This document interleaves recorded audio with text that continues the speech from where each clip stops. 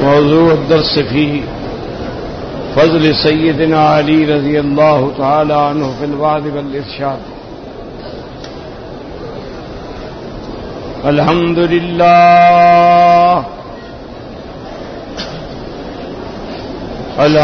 للہ وكفى والصلاة والسلام على خاتم الأنبياء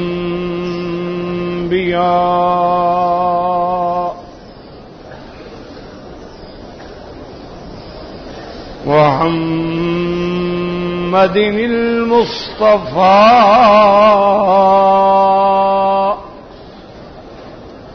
وعلى آله المجتبى وأصحابه النجبى.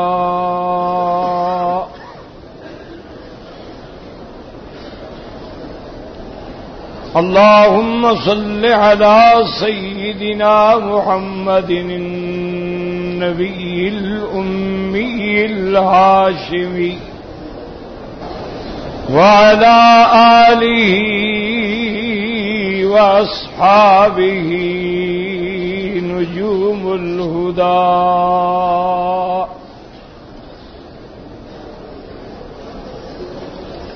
أما بعد فقد قال الله تبارك وتعالى في القرآن المجيد والفرقان الحميد: أعوذ بالله من الشيطان الرجيم. بسم الله الرحمن الرحيم.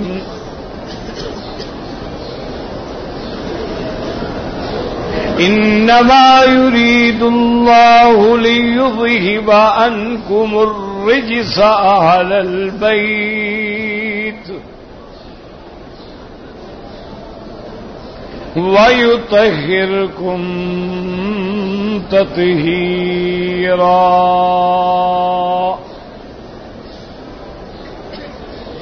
قال النبي صلى الله عليه وسلم: اللہ اللہ اصحابی لا تتخذوهم من بعدی غرضا فمن احبهم فبحبی احبهم ومن ابغضهم فببغضي أبغضهم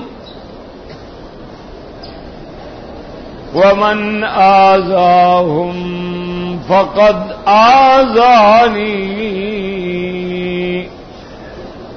ومن آذاني فيوشك أن يأخذه أو كما قال النبي صلى الله عليه وسلم. صدق الله العلي العظيم وصدق رسوله النبي الكريم.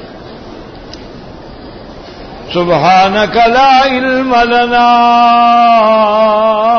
إلا ما علمتنا إنك أنت العليم الحكيم. برادران اسلام، واجب الاحترام بزرگوں، دوستوں، بھائیوں، عزیز نوجوانوں،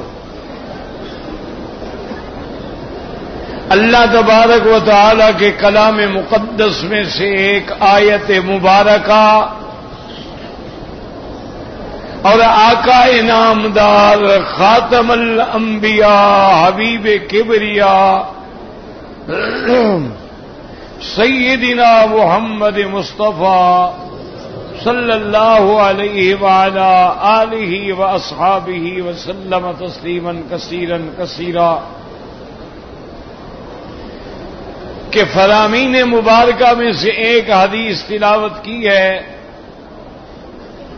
دعا فرمائیں کہ اللہ تبارک و تعالی اس عاجز کو مال اہل سیت عافیت کاملہ عاجلہ دائمہ اور حق بات بیان کرنے کی توفیق عطا فرمائیں.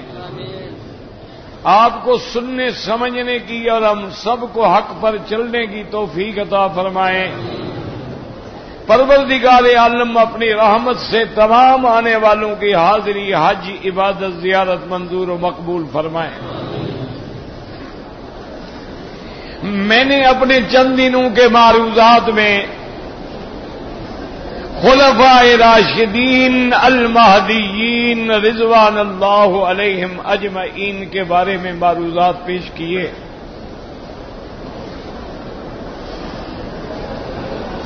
اور آج بھی حضرت سیدنا علی رضی اللہ تعالی عنہ رابع الخلفاء عم النبی المصطفیٰ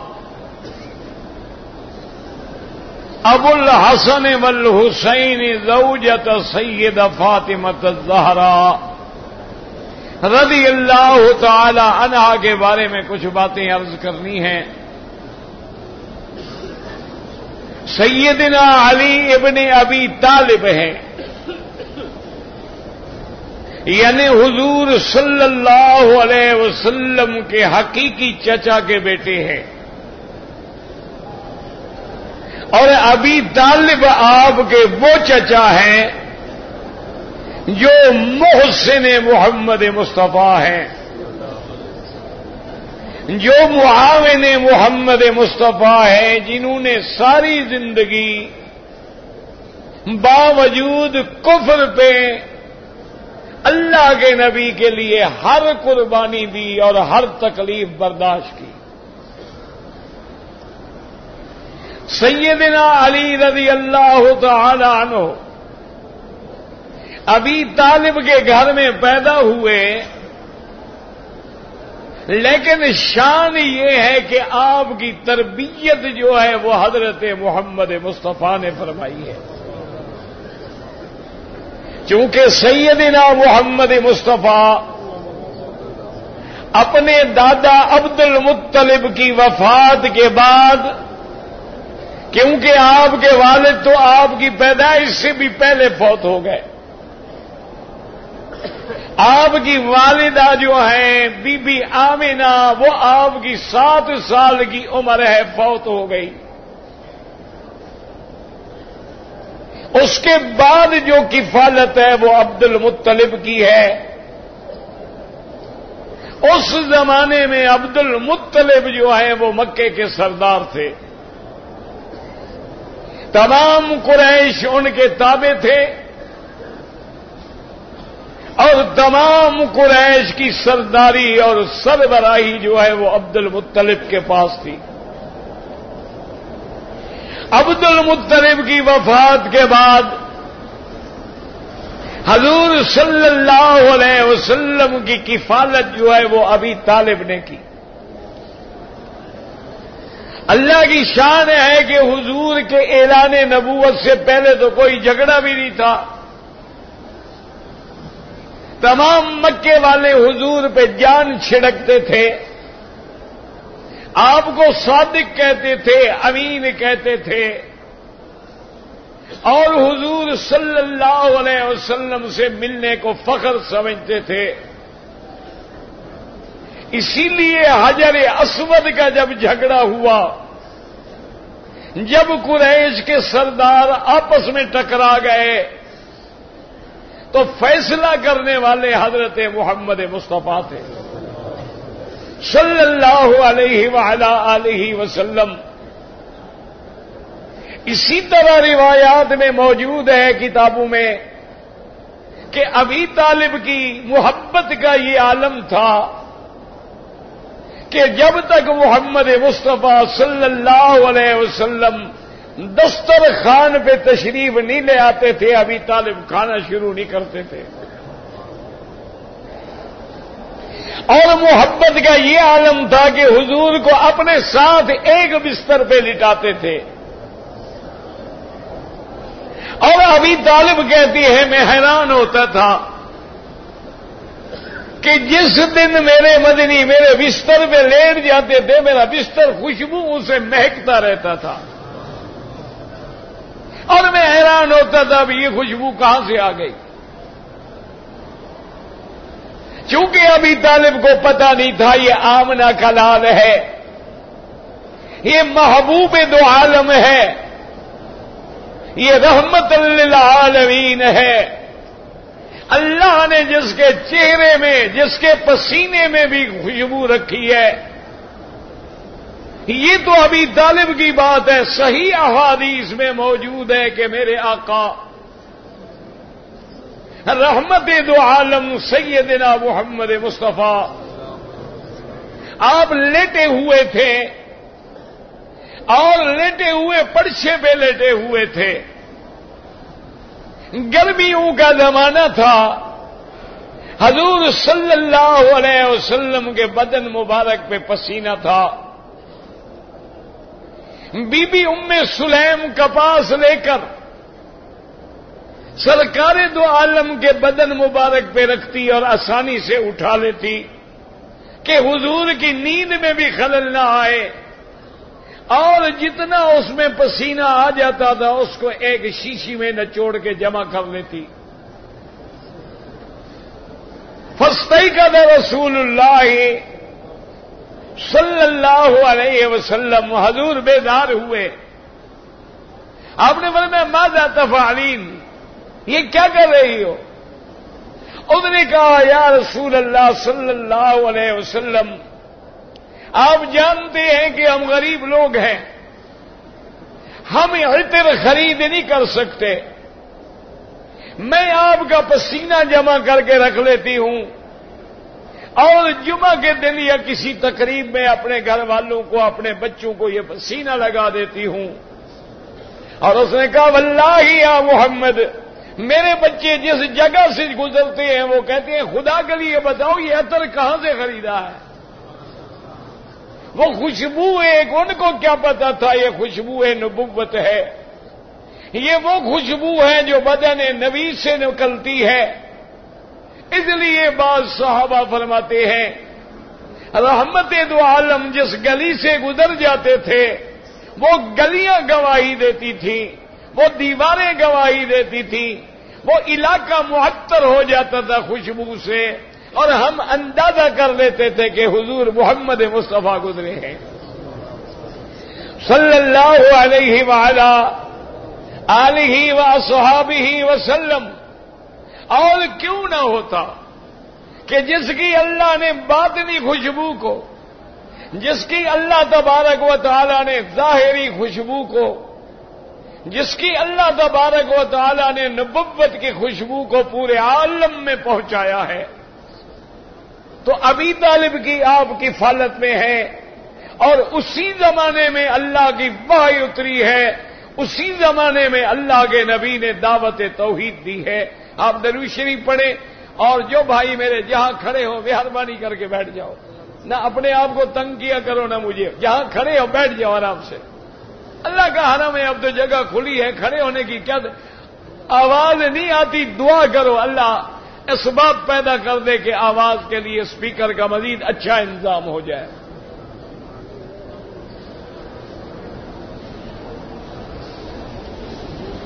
تو اب ابی طالب کی پرورش کے زمانے میں سیدنا علی رضی اللہ تعالی عنہ کی تربیت جو ہے وہ حضرت محمد مصطفیٰ نے کی ہے، اور جو بندہ حضور کے گھر میں تربیت پانے والا ہو، اور جو ابی طالب کا لخت جگر ہو، محمد مدنی کا ابن عم ہو، اور حضرت علی ان لوگوں میں ہیں جو سابقون فی الاسلام ہیں۔ اس لیے محدثین نے لکھا ہے کہ بچوں کی عمر میں، چھوٹی عمر میں سب سے پہلے اسلام لانے والا حضرت علی ہے رضی اللہ تعالی عنہ۔ اور یاد رکھیں کہ آپ کی ولادت کے مسئلے پر بعض روایات میں یہ بھی ملتا ہے کہ حضرت علی کعبے کے اندر پیدا ہوئے، یہ بھی کتابوں میں موجود ہے۔ اسی طرح حضرت زید کے بارے میں بھی آتا ہے، اسی طرح اور بھی کئی لوگ ہیں جن کے بارے میں آتا ہے کہ وہ اللہ کے کعبے کے اندر پیدا ہوئے۔ لیکن یاد رکھیں کہ جو صحیح علماء محققین ہیں وہ فرماتے ہیں کہ دراصل لکھنے والوں نے تو لکھا ہے کہ مولود کعبہ، اور بعد نے یہ بھی لکھا ہے کہ حضرت علی جب پیدا ہوئے ہیں رکن یمانی کی جانب سے دروازہ تھا جہاں سے آپ کی والدہ محترمہ باہر گئی ہے۔ یاد رکھو یہ بھی صحیح بات ہے، اللہ تعالی کے گھر کے دو دروازے تھے، ایک دروازہ تو یہی ہے جو آج بھی موجود ہے، اور ایک دروازہ جو ہے رکن یمانی سے تقریباً 2 ہاتھ پہلے تھا۔ یہ صحیح روایات میں ذکر ہے، بلکہ میرے مدنی سرکار کی تمنا تھی بھئی جب بھی نام آئے درود تو پڑھ لیا کرو خدا کے بندے، میں اپنی تکلیف کے باوجود حاضر ہوتا ہوں اور تمہیں درود پڑھتے ہوئے تکلیف ہوتی ہے۔ عجیب لوگ ہیں، بعض لوگوں کو ماشاءاللہ حرم میں نماز پڑھنے میں تکلیف ہوتی ہے، باہر کھڑے ہو جاتے ہیں کہ سلام پھرے اور بھاگیں تاکہ ایک عذاب اتارنا ہے اتار دیں، ایک بوجھ ہے پھینکے کہ جی ہم نے حرم میں نماز پڑھ لی ہے، کیا مٹی تم نے نماز پڑھ لی ہے، سارا حرم خالی ہے، انڈر گراؤنڈ حرم خالی ہے، اگلی صفیں خالی ہیں اور تم حرم کے باہر کھڑے ہو، یہ کون سی نماز ہے؟ اگر نماز پڑھنی ہے تو انسانوں کی طرح پڑھیں، ورنہ اللہ کو ہماری کیا ضرورت ہے؟ حضرت آدم جب طواف کر رہے تھے کعبۃ اللہ کا، دل میں خیال آیا کہ آج میں طواف کر رہا ہوں، اللہ نے فرمایا جبریل جا کے آدم کو بتلا دو کہ آدم تیرے پیدا ہونے سے بھی 2000 سال پہلے کعبۃ اللہ کا طواف ہو رہا ہے، اور اسی طرح یہ کعبہ ہے جس کے اوپر بیت المعمور ہے، وہ آسمانوں کا کعبہ ہے اور یہ زمین کا کعبہ ہے۔ اگر اللہ اس کعبے کو اتارے تو عین اسی کعبے کے اوپر آ کے بیٹھے گا، وہاں 70,000 فرشتہ روزانہ طواف کرتا ہے، اور جس نے ایک دفعہ طواف کر لیا اس کو قیامت تک نمبر نہیں ملے گا۔ اللہ تمہیں کعبے میں لائے ہیں، اللہ نے تمہیں حج نصیب کیا ہے، اللہ نے تمہیں لبیک کی دولت سے نوازا ہے، اللہ نے تمہیں توحید کے سبق کے لیے بلایا ہے، اللہ نے تمہیں مشاعر مقدسہ دکھلائے ہیں، اللہ تبارک و تعالی نے تمہیں صحیح معنوں میں اپنا مہمان بنایا ہے۔ نماز پڑھنی ہے، حرم میں نمازیں پڑھیں، اگلی صفوں کو پورا کریں، جس بندے کے آگے سب میں جگہ خالی ہوگی وہ گناہگار ہے اگر سب پوری نہیں کرے گا۔ اسی طرح اپنے گھر والوں کو، اپنی بیٹیوں کو، بہنوں کو سمجھائیں کہ 1,00,000 دفعہ حرم میں آئیں، 1,00,000 دفعہ حرم میں طواف کریں، اس وقت طواف کریں جب مردوں کا رش کم ہو جائے، ورنہ کعبے کے سامنے بیٹھ کے دیکھتی رہیں، قرآن پڑھتی رہیں، نوافل پڑھتی رہیں، اور نماز اس حصے میں پڑھے جو خاص عورتوں کے لیے ہے۔ کوشش کریں کہ کسی مرد کے آگے کھڑی نہ ہوں، کسی مرد کے برابر میں کھڑی نہ ہوں، ورنہ اپنی بھی نماز برباد ہوگی اور ان کی بھی نماز برباد ہوگی۔ اس لیے یاد رکھیں کہ میرے مدنی رحمت دو عالم سب کہہ دو صلی اللہ علیہ وسلم، آپ کی تمنا تھی کہ اگر اللہ نے مجھے موقع دیا، اور حضور پاک نے بی بی عائشہ سے فرمایا بھی تھا کہ یا عائشہ لولا قومک حدیث احد بالاسلام، اگر تمہاری قوم نئی نئی اسلام میں داخل نہ ہوئی ہوتی، میں اللہ کے کعبے کو توڑ کے دوبارہ بناتا اور کعبے کے 2 دروازے بناتا، ایک جانے کے لیے اور ایک نکلنے کے لیے، اور کعبے کے دروازے زمین پہ رکھتا، اونچے نہ بناتا۔ یہ تمہاری قوم نے اونچا دروازہ لگایا ہے، جس کو چاہتے ہیں آنے دیتے ہیں، جس کو چاہتے ہیں دھکا دے دیتے ہیں۔ لیکن حضور نے فرمایا اگر میں کعبہ توڑ کے دوبارہ بناؤں تو لوگ نئے نئے اسلام میں آئے ہیں کہیں گے کہ اللہ کے نبی نے پہلے ہمارے دشمنی میں بت نکالے، ہمارے خداؤں کو نکالا، اب خدا کا کعبہ بھی توڑ دیا۔ اس لیے میں کعبے کو اپنی جگہ پہ رہنے دیتا ہوں۔ اسی سے علماء نے مسئلہ نکالا ہے کہ اگر کسی مسئلے میں امت میں فتنہ پیدا ہونے کا ڈر ہو تو آدمی عمل نہ کرے۔ حضور صلی اللہ علیہ وسلم نے عمل نہ کیا اور آپ نے اللہ کے کعبے کو رہنے دیا۔ جب حضرت عبداللہ ابن الزبیر، یہ عبداللہ ابن الزبیر جو ہیں بی بی اسما کے بیٹے ہیں، حضرت ابو بکر کے نواسے ہیں، جب ان کو مکے پہ حکومت ملی انہوں نے حضور کی تمنا کے مطابق کعبے کو تعمیر کیا، دروازہ بھی نیچے کر دیا اور رکن یمانی کے قریب بھی دروازہ رکھ دیا، ایک داخل ہونے کے لیے اور ایک باہر جانے کے لیے۔ لیکن عبداللہ ابن الزبیر کو حجاج ابن یوسف نے، جو ظالم و ہذہ الامہ ہے اور جو پہلا بندہ ہے کہ جس نے مسلمان ہونے کے باوجود جبل ابی قبیس پہ منجنیقیں لگا کے کعبۃ اللہ پہ پتھراؤ کیا، عبداللہ ابن الزبیر کو شہید کیا اور اسی زمانے میں اللہ کا کعبہ ٹوٹ گیا۔ اصل میں حجاج یہ چاہتا تھا کہ عبداللہ ابن الزبیر کی تعمیر باقی نہ رہے۔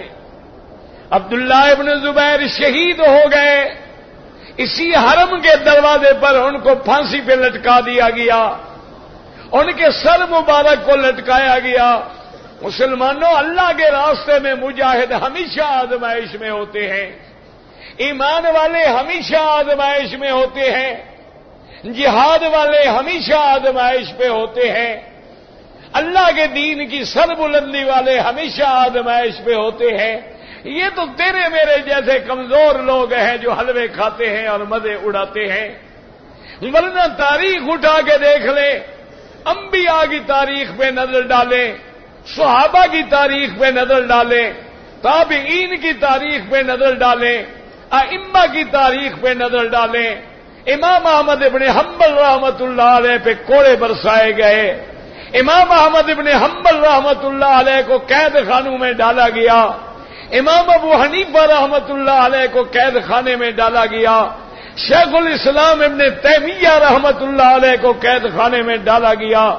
اسی طرح جب جنگ آزادی چلی، جب انگریزوں سے ٹکر لی گئی، علماء حق، علماء توحید، علماء دیوبند، علماء اہل حدیث، بڑے بڑے علماء جو تھے ان کو انگریزوں نے چوراہوں میں پھانسیاں لٹکائیں، ان کے چمڑے اتارے گئے جیسے جانور کے چمڑے اتارے جاتے ہیں، اور بدقسمتی ہے، تاریخ گواہ ہے، ہمیں کوئی دشمنی نہیں ہے۔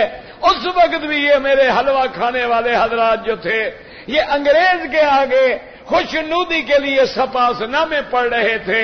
یہ جتنے بڑے بڑے پیر ہیں، مخدوم ہیں، یہ بڑے بڑے جتنی گدیاں ہیں، ان سب کو جائیدادیں جو ملی ہیں وہ انگریز کی خوشامد میں ملی ہیں، انگریز کے سپاس نامے میں ملی ہیں، انگریز کے دشمنوں کو پھانسیاں ملی ہیں اور انہیں جائیدادیں ملی ہیں۔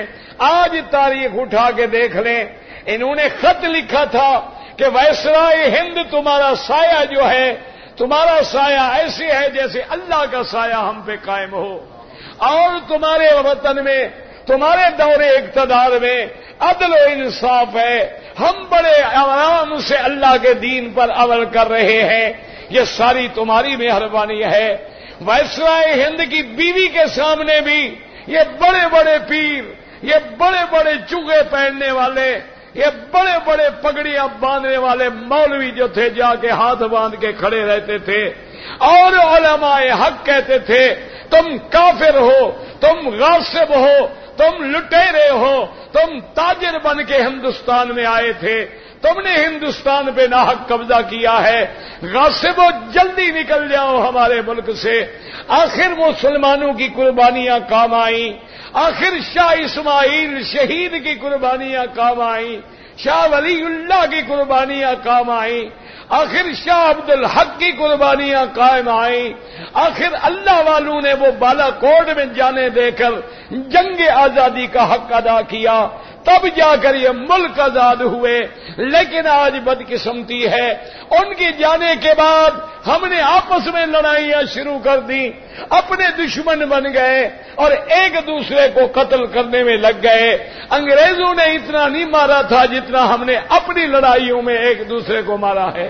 اللہ سے دعا کرے اللہ مسلمانوں پہ رحم کرے۔ اللہ تبارک و تعالی، یہ ہماری بدقسمتی ہے، ورنہ آپ دیکھ لیں کہ وہ لوگ جو کفر سے ٹکرائے، وہ لوگ جو برطانیہ سے ٹکرائے، جو رشیا سے ٹکرائے، جو ہر کفر سے ٹکرائے، بدقسمتی ہے کہ پھر آپس میں بھی ٹکرا گئے۔ انا للہ و انا الیہ راجعون۔ اللہ تبارک و تعالی سب کی ہدایت کے فیصلے فرمائے اور اللہ سب کو صحیح فیصلے کرنے کی توفیق عطا فرمائے۔ تو اب عبداللہ ابن زبیر نے جو کعبہ بنایا تھا وہ حجاج نے توڑ دیا، اور حجاج نے پھر اسی دیوار کو اٹھایا، اسی دیوار کو کھڑا کیا جو قریش مکہ نے بنائی تھی، اور اسی طرح وہ دروازہ بھی اونچا کر دیا اور رکن یمانی والا دروازہ جو ہے اس کو بھی بند کر دیا۔ اتنی دیر میں آپ درود شریف پڑھ لیتے ہیں۔ اللہم صلی علی، شوق سے پڑھے نا۔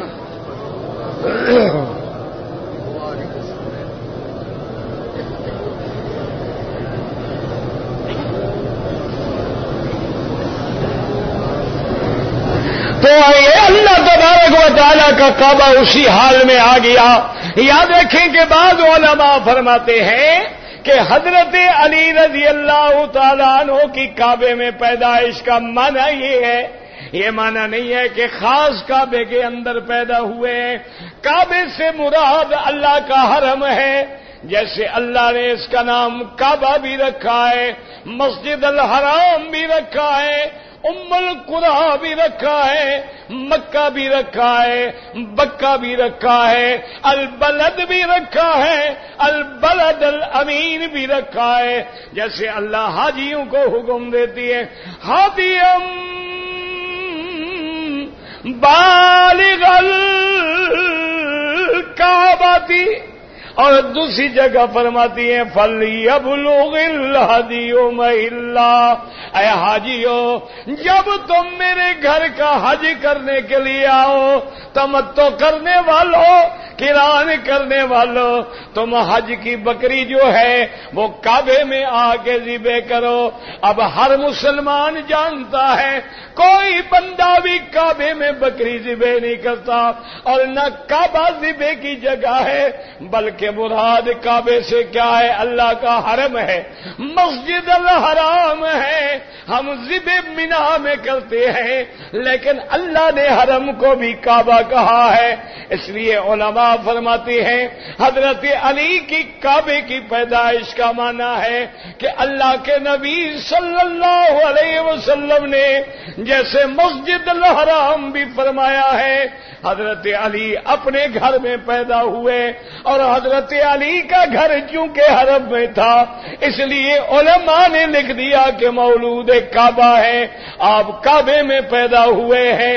ورنہ یاد رکھیں آمنہ کے لال حضرت محمد مصطفیٰ صلی اللہ علیہ وسلم بی بی آمنہ کے گھر میں پیدا ہوئے ہیں، آپ کعبے کے اندر پیدا نہیں ہوئے ہیں، آپ مسجد الحرام میں، آپ سرزمین مکہ میں، آپ عبداللہ کے گھر میں، آمنہ کے گھر میں پیدا ہوئے ہیں۔ حضرت علی رضی اللہ تعالیٰ عنہ پیدائش کے بعد بچپن میں تربیت محمد مصطفیٰ ہے، اور یہ شان والا بندہ ہے جو بچپن میں اسلام لایا ہے، اور یہ شان والا بندہ ہے جو بطل اسلام ہے۔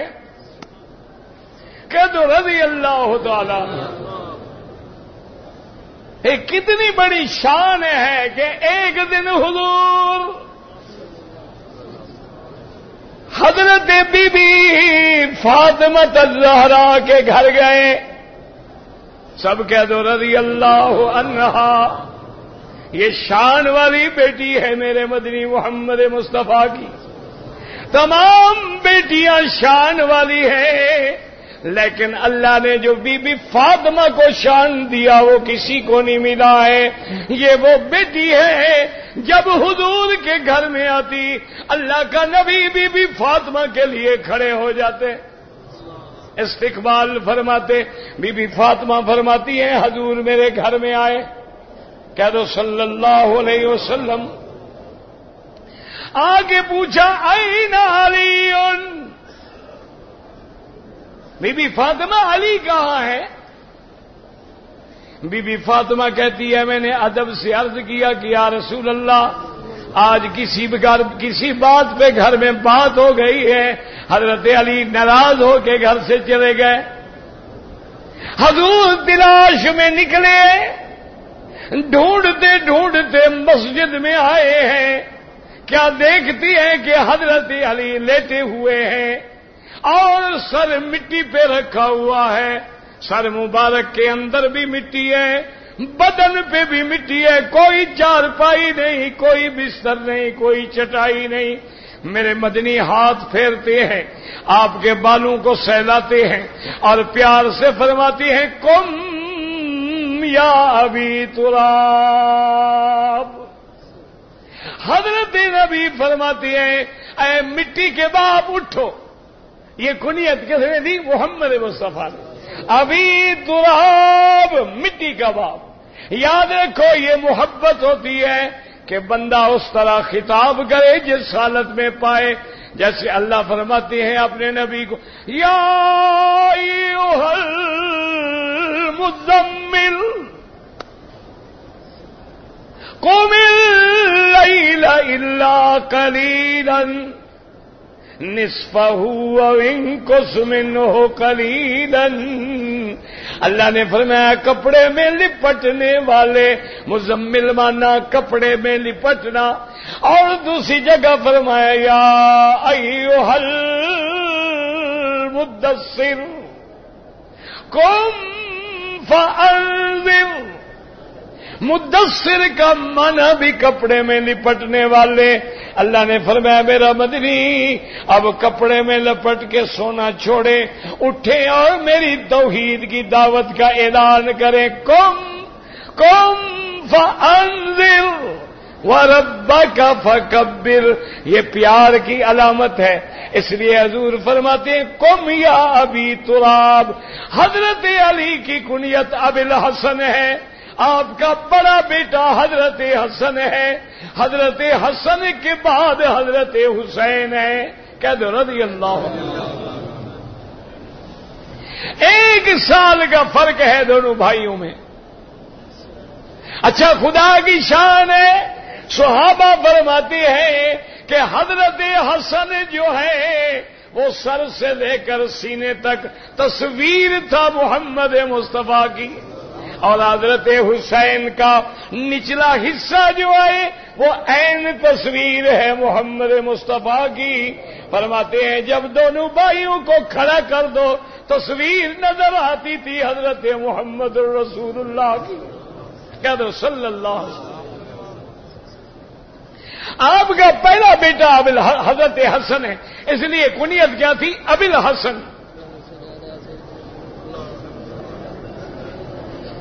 اور 1 سال کے بعد حضرت حسین ہیں. ان کے بعد آپ کی بیٹی ہے ام کلثوم ہے جو بی بی فاطمہ کے بطن سے ہیں. یہ ہمارے شیعہ حضرات جو ہے نا بی بی ام کلثوم کا کبھی نام نہیں لیں گے. دعا کرو اللہ ہدایت دے. پتہ ہے کیوں نام نہیں لیتے؟ کہ بی بی ام کلثوم کا نکاح ہوا تھا حضرت عمر سے. اگر بیٹی مانے تو عمر کو داماد بھی تو مانے نا. اسی لیے وہ نبی کی 2 بیٹیاں بی بی رقیہ ام کلثوم نہیں مانتے. اگر بیٹیاں مانے تو عثمان کو داماد ماننا پڑتا ہے. ورنہ حضرت علی کی اولاد جو ہے بی بی فاطمہ سے، ورنہ بعد میں بھی حضرت علی نے شادیاں کی ہیں. آپ کی بڑی اولاد ہے.